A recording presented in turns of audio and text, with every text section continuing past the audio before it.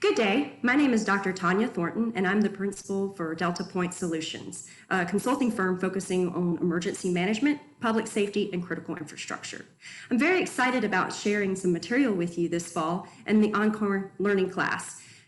My class is specifically entitled Community Resilience, its Concept and its Application, where we're going to be focusing in lecture-based material, a series of concepts. We're going to dissect the differences between natural, human-induced hazards as well as high threats. We're also going to be participating in a number of group activities. One in particular will be a survival exercise where you are going to be given a hypothetical scenario of a serious situation in which you're going to have to rank specific items in the greatest need to the least need.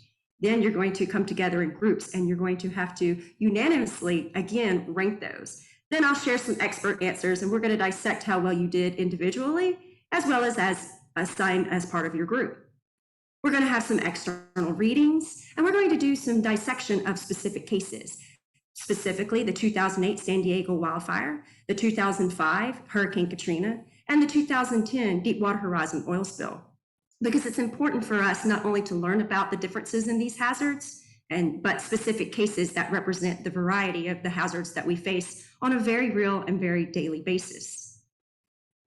Prior to opening my own firm, I was an assistant professor and director of the Emergency Management Homeland Security Graduate Program at George Mason University Schar School of Policy and Government.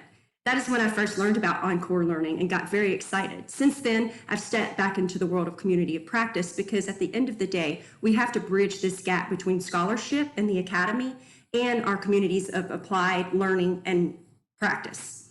Some people refer to this as being a pracademic. So I really want to be able to provide you not only that theory and that scholarly insight, but also how do you actually put it into practice in your own lives, in your own community? Because at the end of the day, it's these bottom-up, individually led solutions that really help us understand the societal context of where we need to be more resilient and sustainable. After all, place matters. And we've seen this with a number of disciplines. We've seen this with a number of cultures. We've seen this even in a number of geographic areas. So when you're thinking about this course and the types of activities that we're going to engage in, the material that you're going to be hopefully learning from me is that when we say community, oftentimes we pigeonhole ourselves into a geographic defined area. But community is so much more than that. It's the peripheral relationships around in which we also absorb relationships and networks and how we also feed into those. So if there's one thing that I'd like for you to take away from this class this coming fall, is that you're going to be better prepared for a potential hazard.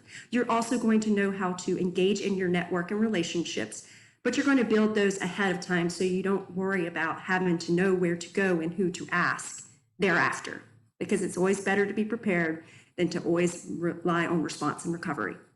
Thank you.